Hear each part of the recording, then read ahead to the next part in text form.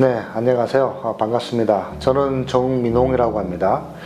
현재 그 화승 코퍼레이션에서 HR 팀장을 맡고 있습니다. 그래서 현재 조직에서 제가 맡고 있는 역할은 저희 국내외 계열사들 HR 전략과 그리고 기획 전반적인 그런 운영과 컨트롤하는 역할을 한다라고 보시면 될 것 같습니다.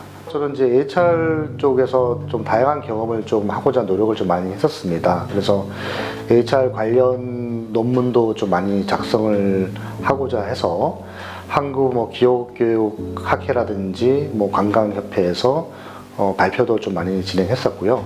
논문도 많이 좀 등재를 좀 진행했었습니다. 그 글 적는 걸 좀 저도 좋아하다 보니까 월간 인사관리라든지 인재경영 신문사 같은 데서 기고를 한 30편 이상 기고를 하면서 HR 관련돼서 많이 좀 제가 알고 있는 거를 많이 좀 전파를 하고자 많이 노력을 하고 있습니다. 그 협회라든지 학회, 학교나 기업에서 꼭 HR뿐만 아니라 어떤 저희들이 갖고 있는 소위 역량이라고 하죠. 리더십, 커뮤니케이션 관련 역량 강의를 한 10수년째 현재 하고 있고요. 이런 저의 활동들이 단지 저에 대해서 HR 역량을 높이는 이유도 분명히 있겠지만 더 궁극적으로 제 목표는 제가 갖고 있는 미천할 수 있지만 이 역량을 저희 후배 사원들 아니면은 이제 HR을 하고자 하는 분들과 같이 나눔을 좀 전파하고 싶은 욕망이 크기 때문에 좀 다양한 대외 활동을 진행하고 있다라고 생각하시면 될 것 같습니다. 인사관리나 HR이라는 말을 들으면 쉽게 와닿지가 않더라고요. HR을 한마디로 표현하면 무엇라고 설명을 해주실 수 있을까요? 한마디로 그를 정리를 하기는 좀 애로사항이 분명히 있을 것 같아요. 근데 제가 보는 관점에서는요, 어떤 중개자, 매개 역할을 하는 게 HR의 역할이라고 생각합니다. 이걸 좀 풀어서 말씀을 드리면, 어떤 경영진이 생각하는 그 방향성이나 입장, 관점이 있을 거라고 생각하고 있습니다. 하지만 그 반면에 일하는 구성원의 관점도 분명히 있다라고 생각하고 있죠. 그래서 이 양쪽의 관점을 중재하고 연결하는 브릿지 역할을 하는 게 HR의 제일 중요한 역할이 아닌가 생각하고 있습니다. 네. HR이 경영진과 구성원의 그 생각을 잇는 브릿지 역할이라고 말씀을 해주셨는데요. 그럼 HR 직무를 담당하게 된 사람들에게 필요한 역량은 무엇일까요? 제가 생각하는 건 한 두 가지 정도에 대해서 접근이 필요하다고 생각합니다. 제일 중요한 건 당연히 어떤 브릿지 역할에서 필요한 거는 소통 역량이라고 생각하고 있습니다. 그래서 단순히 경영진의 소통만 얘기하는 게 아니고요. 구성원들과의 소통, 경영진과의 소통, 이 양쪽 다 소통의 역량이 좀 뛰어나다라고 생각을 해야 됩니다. 이게 제일 첫 번째 중요한 역량이라 생각하고 있고요. 두 번째는 그 겸손함을 가져야 된다라고 생각을 하고 있어요. 그 이유로는 아무래도 HR 쪽에서는 인사권이 있다 보니까 이거를 남용하거나 오용하는 경우가 좀 있습니다. 이거는 저희들이 스태핑한다는 개념이 아니라 사람을 조력하고 지원한다는 입장에서 겸손이라는 역량이 있어야 되지 않을까 싶습니다.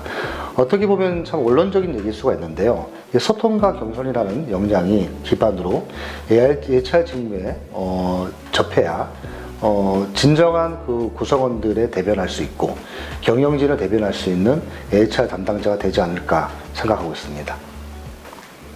HR 담당자가 경영진과 소통을 할 때, 그리고 구성원과 소통을 할 때 좀 비중과 방식이 좀 다를 것 같은데요. 그 차이점이 어떻게 될까요? 네, 물론 이제 소통하는 방식은 달라야 되지 않을까라고 생각하고 있습니다.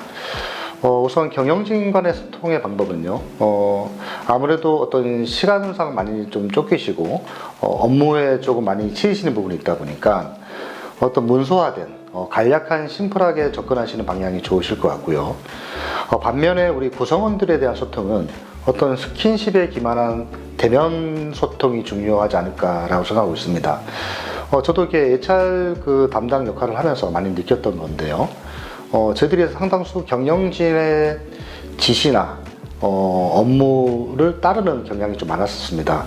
그런 반면에 세심하게 구성원들에 대한 얘기를 잘 듣지 못했던 걸 저 스스로 반성을 하고 있습니다. 오히려 그분들은 인사 쪽 HR 담당자들이 따뜻하게 한번 더 다가가지고 그들의 얘기를 귀 기울여주는 어떤 스킨십에 기반한 대면 소통이 저는 상당히 중요하지 않을까라고 생각하고 있고요.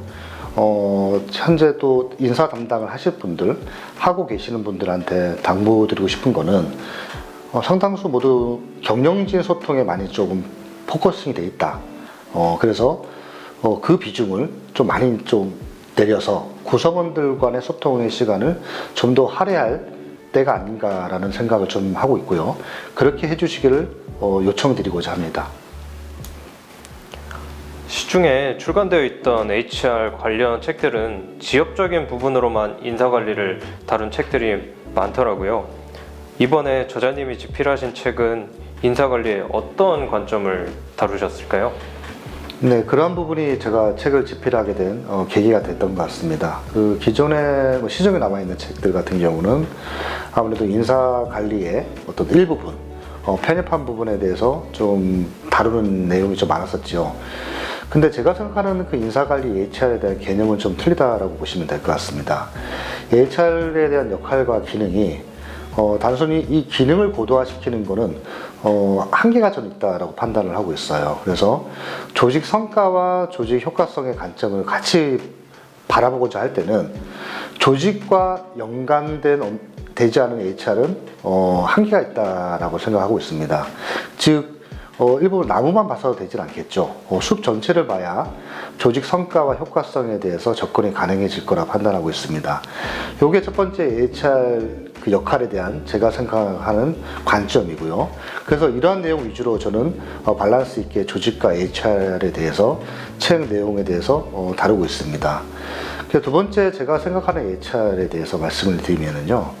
HR은 단순히 어떤 기능에 대해서 독립적이지 않는다라고 말씀을 드리고 싶어요.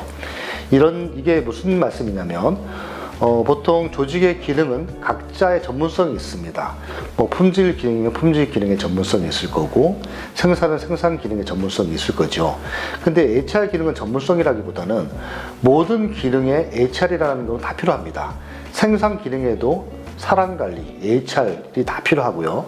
그래서 제가 드리고 싶은 얘기는 이 모든 것을 아우를 수 있는 HR이 필요하다는 관점에서 당연히 조직과 연관이 있어야 된다라는 게 HR의 주요 기능의 역할이라고 판단하고 있습니다. 그래서 이 부분이 기존에 있는 시중에 있는 인사관리나 HR 관련 서적과 차이가 있지 않을까라고 생각하고 있습니다. 주니어부터 CEO까지 인사관리 관련 담당자들이 이 책을 읽게 될 텐데요. 그 각자 어떻게 이 책을 읽으면 좀 도움이 될지 그 관점을 좀 설명해 주시면 좋을 것 같습니다. 네, 일단 그 질문 주신 거에 대해서 약간 더 추가를 말씀을 드리면, 제 우선적으로는 저는 신규로 이제 조직을 만드시는 분들, 창업하시는 분들이라든지, 스타트업 하시는 분들한테도 도움이 되실 것 같아요. 이런 분들은 1장, 2장을 한번 읽어보시게 되면, 조직이 어떻게 구성이 되고, 어떤 각 그 조직에서 기능이 역할을 하는지에 대해서 이해를 하실 것 같습니다. 또 더 시간이 되신다면은 2장에 나와 있는 HR 시스템에 대해서 한번 보시게 되면 조직에 필요한 사람에 대한 채용이라든지 동기부여를 위한 평가 보상에 대해서도 충분히 인지가 가능하지 않을까라고 생각하고 있습니다. 다음으로 기존 조직에 있는 그 HR 담당자나 CEO 같은 경우는 일단 CEO 분들은 저는 1, 2장은 필히 한번 읽어보셔야 된다. 현재 우리 조직이 어떤 방향성으로 구축이 되어 있고 설계가 되어 있으며 현재 우리 기능들이 어떻게 역할을 할 수 있는지 한번 되돌아볼 수 있는 기회가 좀 된다라고 판단하고 있고요. HR 실무를 담당하시는 분들 중에 일단 주니어급들은 전체 다 읽어보시는 거를 저는 좀 추천드리고 싶습니다. 그래서 HR을 입문하시기 전에 우리 입문하시고 나서 얼마 있지 않아서 HR과 조직의 전반적인 내용을 인지를 하셔야 조직에 맞는 HR 시스템 설계가 가능하다고 판단하고 있고요. 근데 이제 대리의 과장급들, 소위 말하면 중간 관리자나 실무자분들은 필요시 당장 지금 HR 설계를 하셔야 되기 때문에 필요한 부분들, 내가 채용 담당자면 채용 파트, 뭐 보상 평가 담당자면 평가 보상 파트를 먼저 읽어보시고 나서 나중에 다 읽어보시는 것을 권해드리고 싶습니다. 제가 이 책을 집필하게 된 이유가 아까 서두에 말씀드린 것처럼 어떤 조직과 HR에 대해서 좀 거시적인 측면에서 접근하자라는 게 취지였습니다. 하지만 이 책이 뭐 그냥 제 혼자 힘으로 나오진 않았던 것 같아요. 이 책을 나오게끔 물심양면으로 도와주신 어떤 저희 멘토분들이라든지, 그리고 학교에 계시는 교수님들, 그리고 저희 가족들, 그리고 이 자리를 더불어서 또 말씀드리고 싶은 거는 또 이 책이 출간되게끔 도움 주신 성신미디어 관계자분들께 감사를 드리고자 합니다. 네, 감사합니다.